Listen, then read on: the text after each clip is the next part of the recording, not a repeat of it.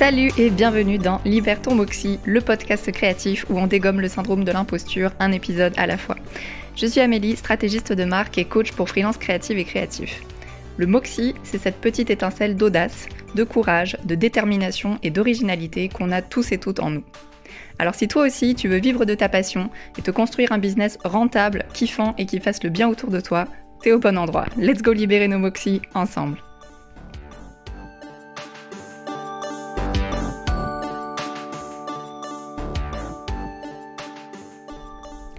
Aujourd'hui les Moxies, on va parler d'un sujet épineux. Pas genre épineux, ça te pique le doigt 2 minutes et après c'est bon. Non, épineux genre l'écharde super fine, bien sournoise là, que t'arrives pas à choper et qui te reste dans la main genre une semaine. Ouais, on va parler de ça, on va parler de pricing. Et accroche-toi bien, parce qu'il est hors de question que tu ressortes de cet épisode sans un mindset de feu et l'envie d'ajuster tes prix si actuellement ils sont vraiment trop bas. Cet épisode, c'est en fait celui sur lequel j'aurais voulu tomber quand j'ai commencé. Et vraiment, j'ai écouté beaucoup d'épisodes, j'ai écouté beaucoup de podcasts, j'ai lu beaucoup de blogs, j'ai regardé des chaînes YouTube, et j'ai trouvé énormément de conseils mindset, d'inspiration créative, mais en fait très peu de choses concrètes sur le pricing, sur comment fixer ses prix. Heureusement, depuis, c'est un sujet qui est de plus en plus visible. Il y a plusieurs personnes qui en ont fait leur cheval de bataille, et ça me rend très très très heureuse. Et je te mettrai d'ailleurs une petite liste de comptes que j'adore sur le sujet dans les notes de l'épisode. Comme ça, si tu veux aller encore plus loin, tu seras paré et tu auras plein de ressources. En fait, quand je me suis lancée, c'est pas qu'il n'y avait pas de ressources sur le sujet. C'est plutôt qu'en fait, j'étais pas prête. J'étais pas équipée à recevoir et à appliquer les conseils que j'ai pu trouver. Du coup, en préparant cet épisode, je me suis demandé pourquoi, en fait. Qu'est-ce qui a fait que malgré que je pouvais lire et écouter certaines choses, je n'arrivais pas à les implémenter pour moi. Et j'en suis venue à la conclusion que c'est pas tes prix, en fait, la première chose à travailler, c'est ton mindset, quand il s'agit de pricing. Il y a 1 mois, j'ai changé d'ordinateur, et j'ai nettoyé un peu l'ancien pour le donner à quelqu'un. Et j'ai retrouvé la plaquette PDF de mes services quand je me suis lancée. J'avais pas encore de site web, donc c'était un PDF que je partageais à mes prospects sur mes offres et mes tarifs, et que je mettais sur les plateformes de mission freelance comme Malte ou Crème de la Crème. Pour une identité visuelle complète, genre logo, combinaison typographique, gamme de couleurs, motifs, graphiques, etc., j'avais mis un prix de 300 €. Si t'es un peu dans le marché du graphisme, t'as une idée un petit peu d'à quel point ce prix est ridicule. C'est absolument ridicule pour ce genre de prestation. Alors, si là tu m'écoutes et que toi aussi tu mets ce genre de prix, le prends pas mal, le prends pas personnellement. Mais vraiment sur le marché, voilà, c'est ni fait ni à faire, quoi. Donc, je comprends parfaitement si toi aussi tu en es à ce point-là, à cette étape-là plutôt de ton aventure. C'est ok, vu que je l'étais aussi, mais vraiment, il faut pas continuer à faire ça. En fait, en tant que meuf autodidacte, en fait, j'avais aucun curseur pour comparer. J'avais aucune idée de ce qui se faisait vraiment sur le marché. Et en fait, c'est surtout que 300 €, c'est le prix que moi, j'étais prête à recevoir. Et c'est là où le mindset joue un rôle hyper important. Parce qu'en toute honnêteté, même si on m'avait dit à l'époque, non mais Amélie, cette prestation-là, avec ton expertise, etc., ça vaut au moins 1 500 €, en fait, j'aurais pas su quoi en faire de ce commentaire-là. Genre, je l'aurais entendu, mais j'aurais pas su quoi en faire. Je me serais dit, ouais, ok, je comprends, mais j'oserais jamais, moi, mettre ce prix-là. Genre, j'arrive dans le milieu, j'ai pas d'expérience, d'où je vais demander 1 500 € à quelqu'un pour une identité visuelle. Donc souvent, en fait, tes prix reflètent le montant que toi, tu es prêt ou prête à recevoir. Et c'est pour ça que travailler ton mindset, et notamment ton rapport à l'argent, c'est ça qui va faire que tu vas être beaucoup plus à l'aise avec tes prix, et c'est ça qui va faire que tu vas être prêt ou prête à recevoir plus d'argent avec tes prestations. Aujourd'hui, quand je suis en coaching avec une personne qui me dit qu'elle non plus, elle ne se sent pas légitime de facturer plus de, disons, 800 € par exemple pour une prestation qui va demander plus d'1 mois de travail, je pose souvent cette question. Combien penses-tu qu'une personne fraîchement diplômée, qui trouve un travail en agence de design, est rémunérée ? La réponse, c'est grosso modo 1 600 € net pour un bac plus 2 ou 3. Et ensuite, je lui demande, ok, est-ce que tu considères que ton expertise est du même niveau que quelqu'un qu'une personne sortant des études qui commence seulement à développer son style graphique et qui commence un petit peu à faire des prestations, etc. Donc là, je parle de graphisme, mais ça s'applique à tous les domaines. Hein. Si la réponse est oui, même un mini oui, eh bien pourquoi est-ce que tu considérerais que moins de 1000 euros pour un travail de plus d'un mois, c'est ok pour toi? Pourquoi est-ce que tu valoriserais ton temps et ton travail moins que ce qu'une personne engagée dans une agence serait rémunérée? La réponse, elle est souvent cachée dans les conséquences du système salarial. On nous a inculqué que le salaire à la fin du mois était lié aux heures passées à travailler. Sauf que quand tu es salarié, tu ne payes pas ton matériel, tu ne payes pas tes logiciels, tu as une mutuelle comprise et tu cotises automatiquement pour la retraite. Parfois, si tu as de la chance, tu as même des tickets restaurants et ton transport payé. Mais quand tu es à ton compte, c'est toi qui dois tout payer. C'est toi qui payes ton matériel, c'est toi qui payes tes logiciels, ta mutuelle, ta retraite, et même le droit de travailler chez toi avec la magnifique cotisation foncière des entrepreneurs qui tombe pile poil pour Noël chaque année, on adore. Donc en fait, ce qu'on doit absolument comprendre en tant qu'indépendant et indépendante, c'est que le prix qu'on facture, c'est un chiffre d'affaires, pas un salaire. C'est pas ce qui termine dans notre poche à la fin du mois. Et ça, c'est sûrement un des trucs les plus importants à intégrer quand tu fixes tes prix. Et personnellement, j'ai eu beaucoup de mal à me dire qu'il fallait absolument que j'augmente mes prix pour couvrir tous mes frais, tellement c'était pas un réflexe en fait. C'est comme si j'avais l'impression de demander aux gens de payer pour mon matériel. Alors que c'est ça en fait. Enfin, pour travailler, j'ai besoin de mon matériel. Donc oui, c'est normal que mes prix englobent mes dépenses et mes coûts, en fait. Donc vraiment, changer de perspective sur l'argent, c'est s'affranchir de tout ce que le salariat nous a inculqué. Et c'est crucial pour commencer à fixer des prix qui fonctionnent vraiment pour toi. Ton expertise, elle vaut de l'argent. Ton temps, il vaut de l'argent. Ta créativité, elle vaut de l'argent aussi. Et la valeur que tu vas apporter à tes clients et à tes clientes, elle vaut de l'argent également. Tu es à la tête d'une entreprise et on n'est pas là pour faire du bénévolat, ok? Je crois que pour les personnes en fait qui ont un métier passion, une des choses les plus difficiles à intégrer, c'est d'arriver à monétiser notre passion de façon efficace. Parce qu'en fait, on se dit, ouais, mais j'aime le faire, donc c'est ok. Oui, d'accord, t'aimes le faire, mais c'est pas aimer le faire qui va rapporter, qui va payer tes factures, tu vois.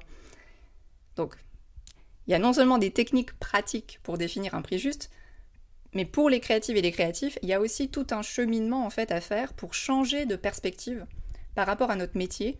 Et c'est vraiment, qui est souvent aussi notre passion en fait, et il y a tout un chemin à faire pour arriver à shifter un petit peu cette façon de penser. Donc personnellement, une fois que je me suis rendu compte que 500 € pour un site web et 300 pour une identité visuelle, c'était ni fait ni à faire, je me suis mise à chercher des ressources pour m'aider à changer de mindset par rapport à ça, pour m'aider à comprendre comment fixer des prix qui tiennent la route et qui me permettent d'être rentable. J'ai trouvé peu de choses, en fait, de vraiment actionnables, mais la vidéo YouTube qui m'a vraiment aidée, c'est une vidéo de Chris Do, de l'entreprise The Future. Je te mettrai le lien dans les notes du podcast. C'est une vidéo d'un workshop, en fait, qu'il fait avec des designers, pour leur faire comprendre que la façon la plus rentable de fixer ses prix en tant que créatif, c'est de facturer à la valeur, et pas à l'heure. Cette vidéo, pour moi, ça a vraiment été un électrochoc, en fait. Il y a 2 autres points qui m'ont énormément aidé aussi. Et à eux 3 réunis, ils m'ont permis de multiplier mes prix par 13 en 1 an et demi. Donc je suis passée de 300 € pour une identité visuelle à actuellement 3900 €. Donc je te laisse imaginer un petit peu la différence que ça fait sur ma vie. Donc le premier point, comme je disais, c'est d'arrêter de facturer à l'heure. Ou de fixer tes prix en fait en fonction de ce qu'on appelle le TJM, le tarif journalier moyen. C'est une métrique qui est utilisée hyper communément dans le monde du freelancing et qui correspond en fait au tarif que tu factures pour une journée de travail. C'est par exemple ce qui va être utilisé sur des plateformes pour freelance comme Malte ou Crème de la Crème, etc. Et c'est ce que moi j'ai utilisé au début comme plein de gens. Et très honnêtement, je déconseille de rester sur cette approche lorsqu'on est en prestation de services créative. Je ne vais pas m'avancer pour tous les autres domaines, je ne connais pas tous les paramètres des autres domaines, mais pour le design, le graphisme et l'illustration, c'est mon domaine et d'expérience, je déconseille à fond. Pourquoi ? Parce que c'est très difficile de mesurer le temps que va prendre une prestation créative. J'ai essayé de fonctionner comme ça au début, de me dire ok, ça va me prendre une semaine, donc je vais facturer une semaine sur la base de mon TJM, qui était à l'époque à 200 et quelques, ce qui n'est pas grand-chose non plus.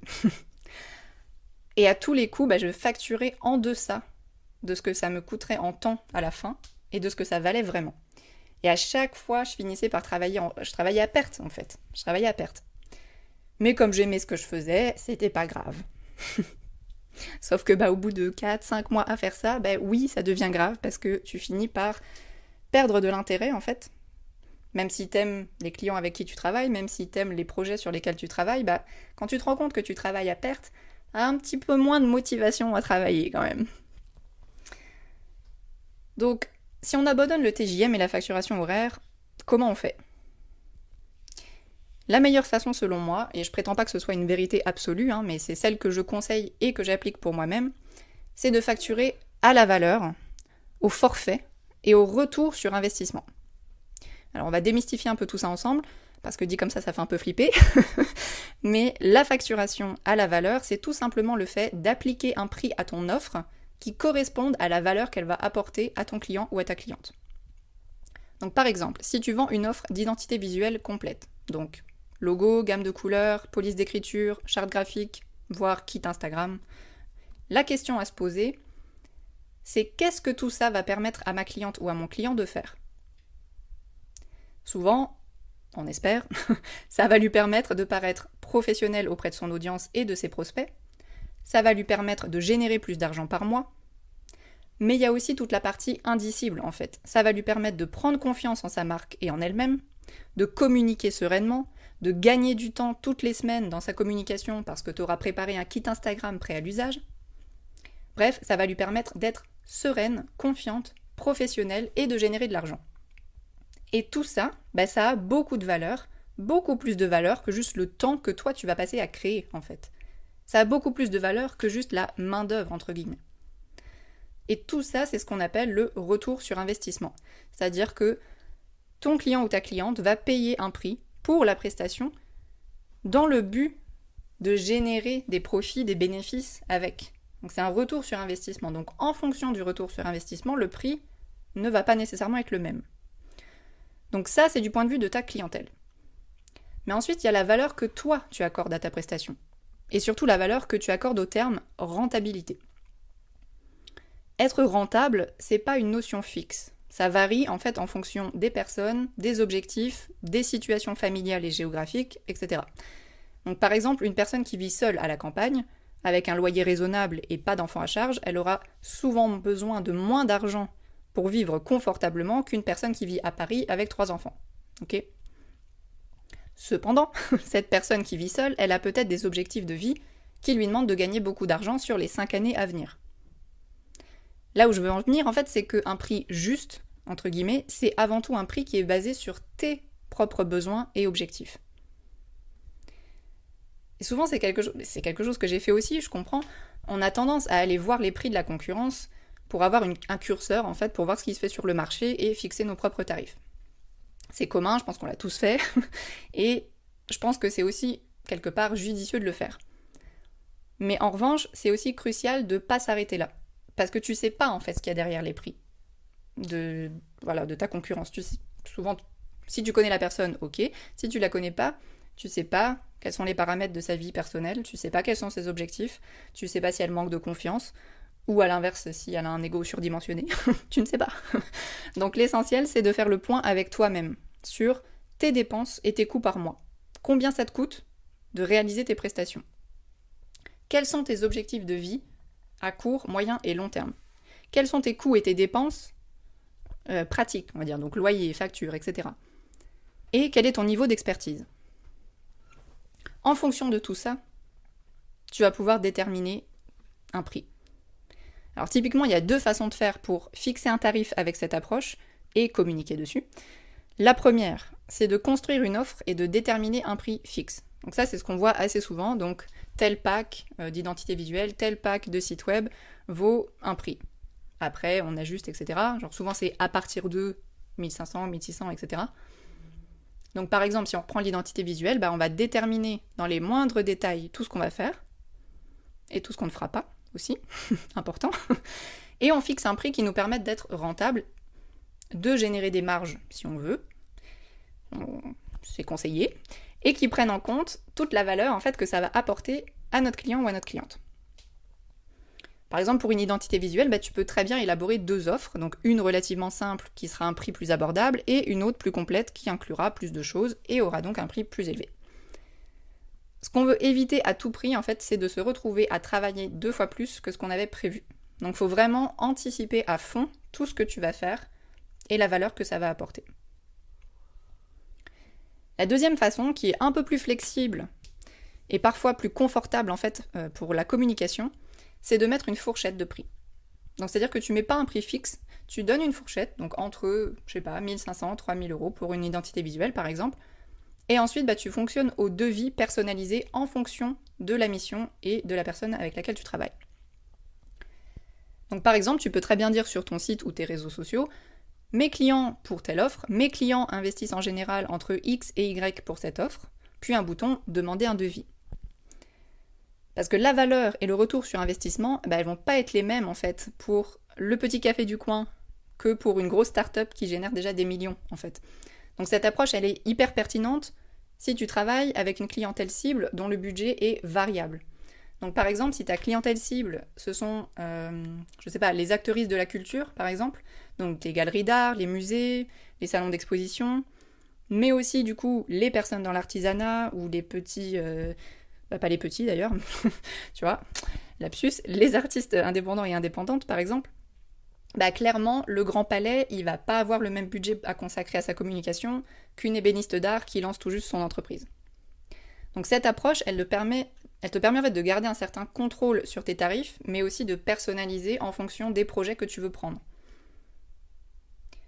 Et ça te permet en fait de faire en sorte de personnaliser au maximum un devis et un tarif en fonction de tout ça. Et donc c'est plus facile à communiquer. Souvent si on veut pas... Je sais que ça peut être assez réducteur en fait de se dire ok, je mets un prix fixe et qu'est-ce qui se passe si ça correspond pas à tel ou tel projet. Cette approche va te permettre justement de garder un certain contrôle sur tout ça et de faire à ta sauce en fait en fonction des projets que tu veux prendre. Bon, on a déjà pas mal démystifié plein de choses, mais il reste un point hyper important qui va permettre de répondre à la question ok Amélie, mais comment je fais pour convaincre mes prospects de payer un prix plus élevé ? La réponse, mes Moxies, elle tient en 2 concepts, la valeur perçue et le personal branding. Bon, c'est un petit peu plus compliqué que ça, mais on va aller dans les détails après.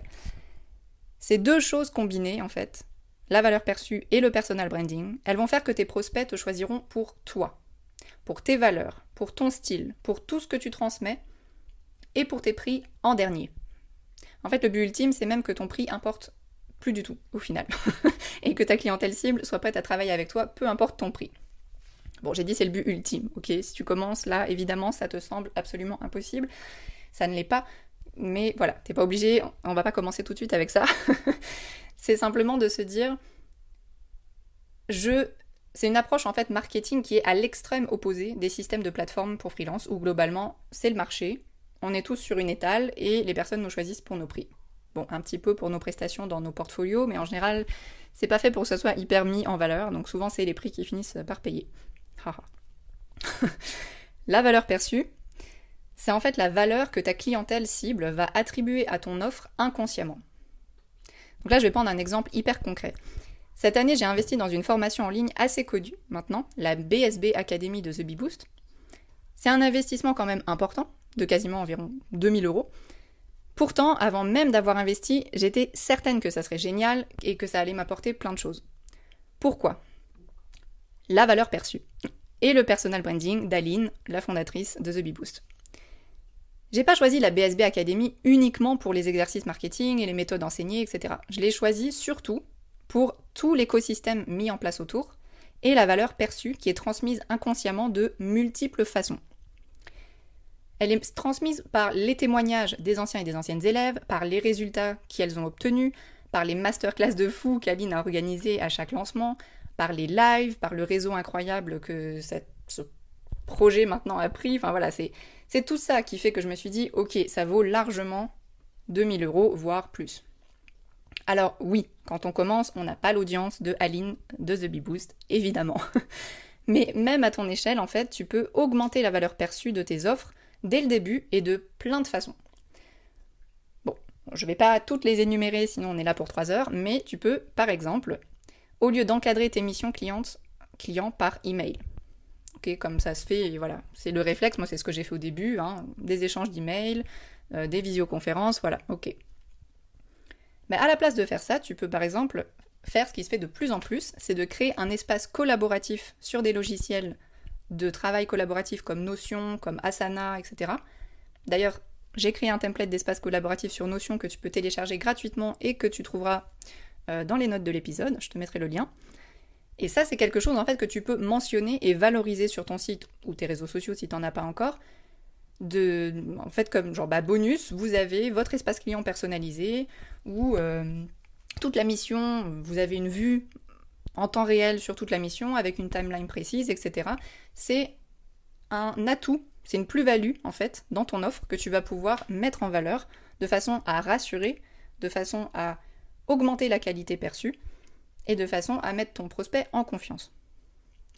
Une autre méthode consiste à faire des études de cas pour tes projets clients, ou même tes projets fictifs en fait, plutôt que de simplement montrer les belles photos des créations finies, genre des mock-ups super léchés, etc. En fait, ce qu'on appelle des études de cas, c'est beaucoup plus connu dans les milieux du web design et du design UI UX, etc.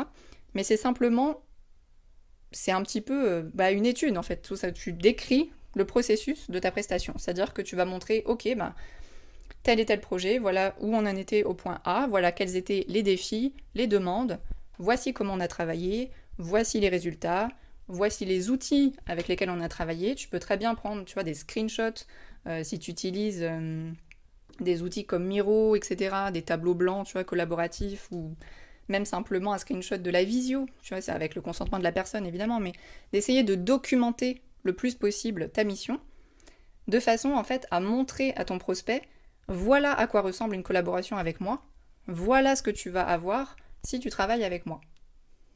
Et le but, c'est évidemment de te démarquer avec ça. Donc là, tu peux aller voir un peu ce que fait ta concurrence, regarder un petit peu comment sont faits les portfolios, et essayer de trouver des façons de te démarquer en apportant une plus-value. Et ça, c'est possible même avec des projets fictifs. T'es pas obligé de dire que c'est un projet fictif, ou tu peux le mettre en tout petit, tu vois. Mais tu peux documenter le truc comme si c'était un vrai projet client. Et enfin, dernier point, mais pas des moindres, le personal branding. Oui, ça fait un petit peu peur comme ça, mais c'est crucial. C'est ça qui, ultimement, va permettre à tes prospects de te choisir pour toi et pas pour tes prix. Alors on aura tout le temps d'aller démystifier ce qu'est le personal branding en long, en large et en travers dans un autre épisode, parce que clairement si je me lance, on est parti pour un autre 3 heures de plus, mais c'est vraiment une notion essentielle. Pour résumer rapidement, le personal branding, ça englobe ta personnalité, tes valeurs, tes émotions.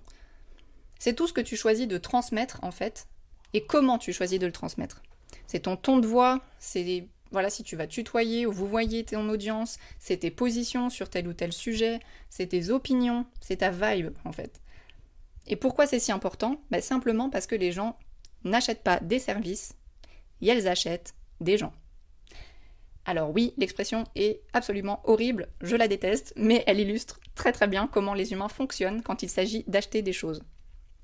On achète des choses par l'émotionnel. On achète des choses ou des services pour la grande majorité des gens, à 80% pour les valeurs qui viennent avec, pour toutes les émotions que ça va amener. Les gens n'achètent pas des Rolex pour avoir l'heure, ok ? C'est ça le principe, c'est tout ce que dit cette expression, c'est ça. C'est les gens n'achètent pas des Rolex pour avoir l'heure. Les gens n'achètent pas des iPhones pour passer des appels. Et c'est aussi pour ça que certaines personnes refusent par exemple d'acheter sur Amazon alors que ça leur coûterait moins cher et que ça arriverait plus vite. Parce que les valeurs renvoyées par la marque sont contraires à la leur. Donc quand on est dans un marché saturé comme le graphisme, comme le web design ou comme l'illustration, c'est ton personal branding en fait qui va contribuer à te faire sortir du lot. Contribuer, bien sûr, c'est pas la seule façon, mais c'est honnêtement une des façons les plus efficaces, surtout quand on commence. Alors personal branding fort, ça veut pas forcément dire personal branding exubérant. Et ça, c'est vraiment quelque chose que je tiens à souligner et à même crier sur tous les toits pour toute ma team d'introvertis. Parce qu'il m'arrive tellement souvent de parler à des collègues ou à des clients-clientes et parce qu'elles sont plutôt introverties, pensent que le personal branding, c'est pas pour elles. Grave erreur, mon Moxie, grave erreur. Le personal branding, c'est simplement toi. C'est tout. C'est ton univers, tes valeurs, ce que tu partages, ta façon de communiquer. Alors oui, évidemment, tu peux choisir de grossir le trait et d'avoir un personal branding un peu plus exubérant, voire caricatural. Certains le font, ça fonctionne. Si ça te permet de prendre confiance et que tu es à l'aise avec ça, mais let's go. Mais c'est pas la seule façon de faire, et c'est important de comprendre ça. C'est vraiment pas la seule façon de faire, loin s'en faut. Tu peux totalement jouer sur la carte introversion. Ça peut totalement être quelque chose sur lequel tu bases ton personal branding. Et toutes les personnes introverties dans ton audience cible, elles vont s'identifier à ça. Et elles vont te suivre aussi parce que tu renvoies une image qui leur correspond. Donc il y a vraiment, s'il y a une chose à retenir, c'est qu'il ne faut pas avoir peur de parler de toi, de partager des choses, de partager tes valeurs sur tes réseaux sociaux. Ne parle pas que du professionnel. Enfin, tu peux, mais honnêtement, c'est plus dur de se démarquer. Je ne veux pas faire d'injonction dans ce podcast de il faut ou il faut pas. C'est vraiment ce que moi je te conseille, c'est de trouver des façons de communiquer ta personnalité à ton rythme et selon tes propres limites. On n'est pas là pour souffrir, mais on est quand même là pour faire de la thune, ok ? On est quand même là pour manger. On a une entreprise, encore une fois, on fait pas du bénévolat. Tu peux faire du bénévolat à côté si tu veux, mais si tu as monté ton entreprise pour en vivre, il va falloir vendre. Et pour vendre, il faut que ton audience, elle ait confiance en toi, il faut que ton audience, elle te connaisse pour te faire confiance. Parce que pour passer à l'achat, il faut qu'on ait confiance. Personne n'achète si on n'a pas confiance en une marque. Et comme là, en auto-entrepreneuriat, notre marque, c'est nous, il faut que notre audience, elle ait confiance en nous. Donc si tu partages jamais rien sur toi, sur tes valeurs, on ne peut pas savoir qui tu es, au fond. Donc, prends un petit papier, prends un stylo, écris des trucs qui tiennent à cœur, des valeurs qui te tiennent à cœur. Écris aussi les limites que tu veux, si tu veux pas parler de ta vie personnelle, familiale, etc., c'est totalement ok, mais il y a sûrement au moins des petites choses que tu peux communiquer et qui vont créer du lien. Ça, j'en suis certaine. Bon, on arrive au bout de cet épisode. Il reste évidemment plein de choses à dire sur le sujet. Donc comme je disais, tu trouveras d'autres sources pertinentes dans les notes de l'épisode. Mais je pense que globalement, on a une bonne introduction et que si aujourd'hui, tu as du mal à te sentir légitime avec tes prix, que tu travailles à perte, c'est ok, il y a plein de gens à qui ça arrive, que tu peines à être rentable, etc., dis-toi que déjà, c'est pas une fatalité, c'est juste une période à passer. Donc ça sert à rien de se culpabiliser, de se dire « Oh là là, mais certaines personnes, elles arrivent à en vivre plus vite que moi. » Oui, il y aura toujours plus que nous, il y aura toujours moins que nous. Le vrai combat, c'est entre toi et toi-même. Il n'y a que ça qui compte.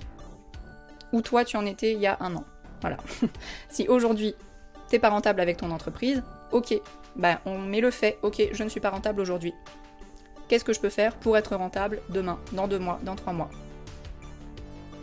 Ça va pas se faire du jour au lendemain, hein, donc comme on l'a vu, c'est surtout le mindset qu'il va falloir travailler, et ça prend un petit peu de temps, mais c'est totalement possible. Je te rappelle qu'il y a 1 an et demi, je facturais une identité visuelle 300 €. Ok ? Donc, devenir à l'aise avec ces tarifs, ça s'apprend, mais c'est totalement possible, et tu en es parfaitement capable aussi. Si tu as des questions sur le sujet, je t'invite à venir me les poser, soit sur Instagram, soit en me laissant un message vocal sur mon canal SpeakPipe. Je te mettrai le lien également dans les notes de l'épisode. N'hésite pas, vraiment, c'est un sujet qui me tient à cœur, et il me tient à cœur que toutes les marques créatives réussissent et kiffent et soient rentables. En attendant, je te souhaite une très belle semaine, pleine d'audace et de moxie. À lundi prochain.